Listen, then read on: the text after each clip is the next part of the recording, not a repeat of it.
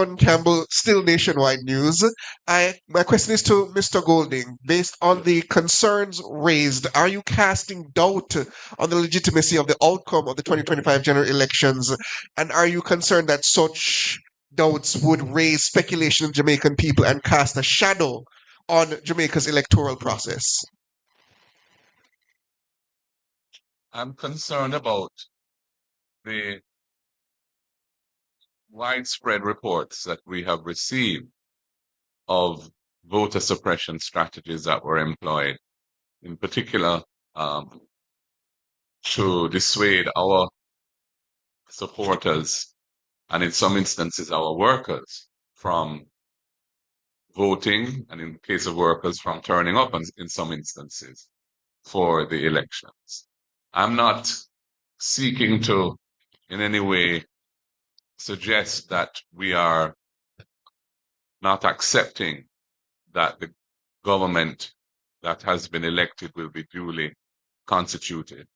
I don't want to go down that road. I don't think that's a wise road for Jamaica. But I also think it's important that we don't sweep things under the carpet, which have become and which were in this election a significant factor at play. And the use of financial resources to suppress votes, based on what we have heard, these are now indirect reports. That's why we're going to go through a process of going into the field to hear from people directly what they experienced and what they saw.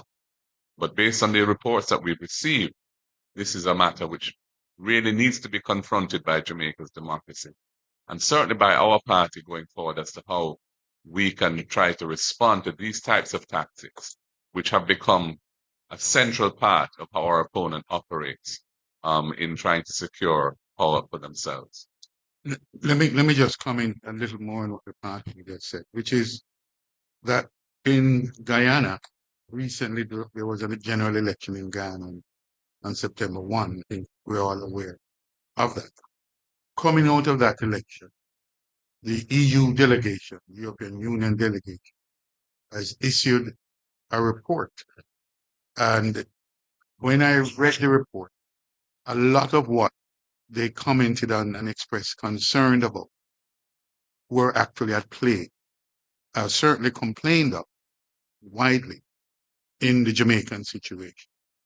And that tells you that the question of the democratic process being legitimized is also a question of the various activities and the concerns and the issues that are raised that will